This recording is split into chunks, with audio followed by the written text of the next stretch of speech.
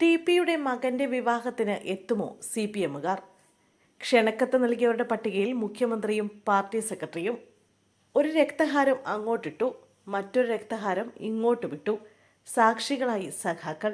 പണ്ടൊക്കെ CPM നേതാക്കളുടെയും നേതാക്കളുടെ മക്കളുടെയും വിവാഹം ഇങ്ങനെയായിരുന്നു.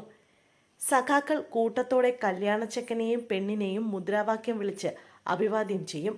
ഇത്തരം പാർട്ടി കല്യാണങ്ങൾക്ക് ഒരു പ്രത്യേകതയുണ്ട്. നാട്ടിലെ സഖാക്കളെല്ലാം മംഗളം നേരാനെത്തും. ഇപ്പോൾ കേരള രാഷ്ട്രീയത്തിൽ ചർച്ചയാകുന്നത് ഒരു വിവാഹ പങ്കാളിത്തമാണ്. സഖാവ് TPയുടെ മകന്റെ വിവാഹം.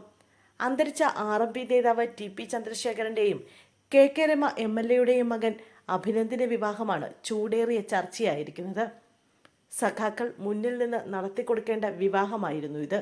പക്ഷേ ഇപ്പോൾ ചർച്ചയാകുന്നത് ഏതൊക്കെ നേതാക്കൾ ചടങ്ങിന് എത്തും എന്നതാണ്. ഒരു കാലത്ത് പാർട്ടിയുടെ എല്ലാമായിരുന്ന TPയുടെ മകനെ പാർട്ടിക്കോ പാർട്ടിക്കാർക്കോ മാറ്റി നിർത്താൻ കഴിയുമോ? അഭിനന്ദിന്റെ വിവാഹത്തിന് CPM നേതാക്കൾ പങ്കെടുക്കുമോ എന്നാണ് രാഷ്ട്രീയ കേരളം ഉറ്റുനോക്കുന്ന കൗതുകം.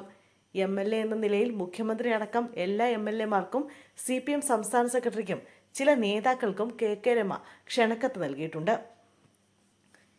ജനുവരി 24 വടകരയിലാണ് വിവാഹം. TPയുടെ കുടുംബവുമായി സഹകരിക്കുന്നതിൽ നിലവിൽ CPM ആർക്കും വിലക്ക് ഏർപ്പെടുത്തിയിട്ടില്ല. അതുകൊണ്ട് വിവാഹത്തിൽ പങ്കെടുക്കുന്നതിനും വിലക്കില്ല എന്നാണ് സൂചന. എന്നാൽ പ്രാദേശികമായി CPM-ഉം RMPയും കടുത്ത ശത്രുതയിലാണുള്ളത്. അതുകൊണ്ട് തന്നെ ആരും വിവാഹത്തിൽ പങ്കെടുക്കരുത് എന്ന ആവശ്യം ഉയരാനും സാധ്യതയുണ്ട്. CPM നേതാവായിരുന്ന TP ചന്ദ്രശേഖരൻ പാർട്ടിയുമായി തെറ്റിയാണ് RMP രൂപീകരിച്ചത്. ഇതിലെ പകയാണ് TPയുടെ ക്രൂരമായ കൊലപാതകത്തിലെത്തിയത്. 2012 മെയ് 4-നാണ് TP ചന്ദ്രശേഖരൻ ക്രൂരമായി കൊല ചെയ്യപ്പെട്ടത്. നിയമസഭയ്ക്കുള്ളിലും KK രമയും CPM നേതാക്കളുമായി വലിയ പോര് നടക്കാറുണ്ട്. അതിനാൽ എല്ലാവരും എത്തുമോ എന്ന കാര്യം സംശയമാണ്. എന്നാൽ TPക്ക് പാർട്ടിയിൽ വലിയ സുഹൃത്ത് വലയമുണ്ടായിരുന്നു. അവർക്ക് TPയുടെ മകന്റെ വിവാഹത്തിൽ പാർട്ടി അനുമതിയോടെ പങ്കെടുക്കാൻ കഴിയുമോ എന്നതാണ് രാഷ്ട്രീയ കേരളം ഉറ്റുനോക്കുന്നത്.